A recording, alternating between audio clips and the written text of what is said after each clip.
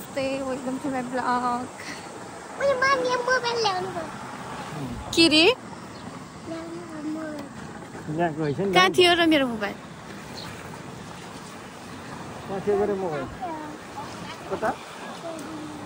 सबै सन्चै हुनुहुन्छ म नि सन्चै छु र गेस वेयर आई एम भनेर म अलिकति सिनहरू देखाउँछु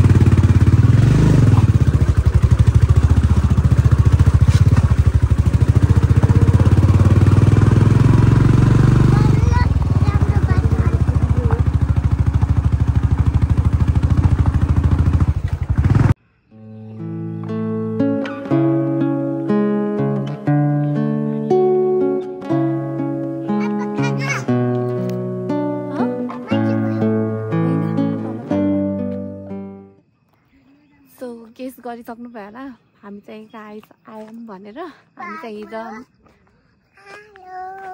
चाहिँ हिजो नेपाल आएको अनि 81 भयो कि नेपाल आउन पनि नेपाल चाहिँ किन आएको भन्दा चाहिँ उसको ड्याडीको र उसको चाहिँ छुट्टी भएको थियो नि त सँगसँगै अनि 5-6 डेज जति उतै बस्यौँ हामी अनि अहिले चाहिँ हिजो चाहिँ टाढो भयो यस्तो हामी त 81 41-42 डिग्रीबाट के है 81 यहाँ आउँदा त्यस्तो जाडो भएको छ नि त्यहाँ म फेरि उसको न्यानो कपडाहरू नि सबै उता लगिसकेको छु के सो अनि अहिले चाहिँ केही नि लगाइदिएन बिचमा हालेर ल्याएको सुरुमा चाहिँ अगाडि बसेँ त्यो बाइकको क्या जाडो भयो मामु भनेर फेरि पछाडि राखेको बिचमा अनि उसको कपडाहरू नि झिक्न म फेरि केही नै झिकेन कि उता अलिअलि चाहिँ उता लिएर गएको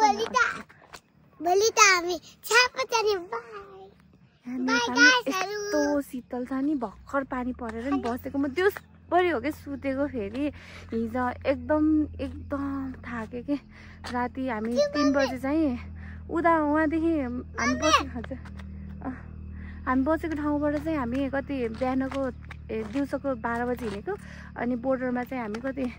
3-4 बजीतिर आइपुगेको थियौँ अनि त्यहाँ चाहिँ 6 बजेको गाडी थियो कि अनि साथीहरू पनि आइपुग्नु भएको थिएन कि त्यहाँ चाहिँ अनि साथीहरू आइपुगेपछि चाहिँ हामी 6 बजेको गाडीमा हिँड्यौँ अनि राति 6 बजेको गाडीमा हिँडेपछि अनि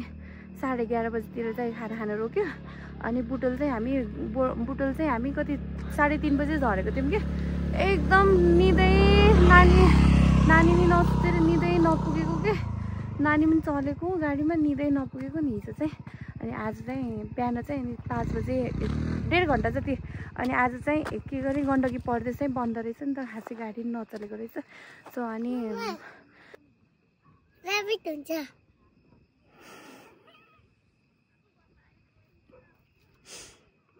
मौसम लागेको 5 बजे गाडी पायौँ त्यो पनि पोखराको गाडी पायौँ एउटा बिग स्मल प्याराग्लाइडिङ कम्पनीको गाडी रहेछ अनि तिमी आयौँ अनि 2 घन्टामा नि बनाइ छोडिदिएको 2 घन्टामै स्याङ्जा आइपुगेको कस्तो थ्याङ्कफुल्ली अनि बिहानदेखि सुतेको 12 बजे खाना खाएँ फेरि सुतेको अनि भर्खर पानी परेको थियो कति 3-4 बजीतिर अनि पानी पऱ्यो बसेर नि अहिले चाहिँ फ्रेस हुन निस्केको कि एकदम बल्ल मुड फ्रेस भयो यस्तो बिजी नि अस्तिदेखि आमामा बिजी नि लास्टै बिजी कि सामानहरू मिलाउने आउने यत्रो सानो बच्चासँग आफै धेरै बस्दैनौँ हामी चाहिँ यहाँ चाहिँ 20 डेज जति बस्छौँ त्यसपछि फेरि रिटर्न टु इन्डिया हुन्छ सो यहाँ चाहिँ आज चाहिँ हामी चाहिँ भाइरल प्लेसमा छौँ यो गल्याङको भाइरल प्लेस यहाँ चाहिँ म चाहिँ आएको थिएन कि पहिला मेरो चाहिँ फर्स्ट टाइम नै हो अब पहिला चाहिँ दिदीहरू आउनुभएको थियो किन आप्पा जाउँ नि त ल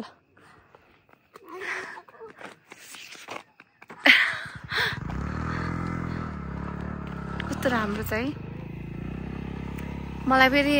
फेरि अझै नि त्यो उस हुन्छ नि यो के गरे सिनेमेटिक्सको चाहिँ कति गीतहरू कति म्युजिकहरू हाल्छ फेरि कपिराइट दिन्छ फेरि रिमुभ गरिदिन्छ फेरि कपिराइट कति ट्राई गरेर छु भएकै छैन प्लिज कसैलाई थाहा भने प्लिज डु कमेन्ट है अनि लाइक पनि गरिदिनु सेयर पनि गरिदिनु सब्सक्राइब पनि गरिदिनु अलिअलि चाहिँ अँध्यारो भइसकेछ कति भयो टाइम चाहिँ कति भयो टाइम चाहिँ 7:17 भएछ अहिले चाहिँ अनि यतिको उज्यालो चाहिँ छ है यतिको देखिने गरी ल भन हाई एभ्रिवान भन न सबैजना हाई एभ्रिवान कसले किनिदिन्छ त तिमीलाई जेम्स फेरि अनि मामुलाई हो नि त भन्ने हाई एभ्रिवानलाई होइन नि त जेम्स किनिदिने भन्ने ओके जाडो भयो क्या कि यस्तो जाडो रहेछ नि आमामा वहाँ 40, 41, 42, 43, 44 डिग्रीसम्म भएको थियो कि हामी बस्ने ठाउँमा ल अहिले आप्पाको ज्याकेट दिन्छु अनि 40 डिग्रीसम्म भएको थियो कि यहाँ त आमामा यहाँ अहिले हेर्दा त कस्तो 19 डिग्री छ जस्तो कि दिउँसो त गर्मी भयो थियो तर पानी परेपछि त क्या कति शीतल भएको कि कति चिल भयो नि त्यही मुड फ्रेस गर्नु मेरो त सुत्दा आहानी पुरा सुन्नेको जस्तो भएको कि कति राम्रो देख्दैछ तर कस्तो क्लियर छैन है के रे बेबी सेम जुत्ता हो छैन टाइगर छैन तिम्रो टाइगर छ सोस चमी कति राम्रै छ हजुरको जुत्ता त हिँड्दा जाडो भयो गरे के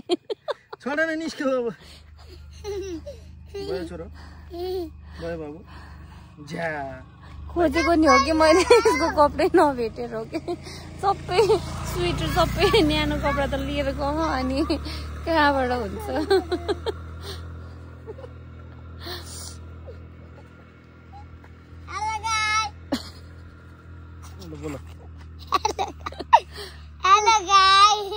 मलाई ल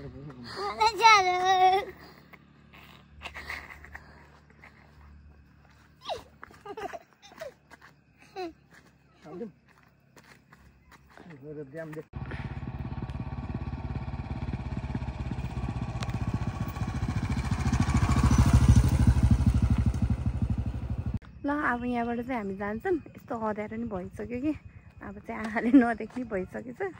अब हामी चाहिँ जान्छौँ, तल जान्छौँ। मलाई चाहिँ यहाँको कस्तो चाउमिन क्रेभिङ भएको थियो कि चाउमिन खान्छौँ, त्यो चाउमिन खान्छौँ। अनि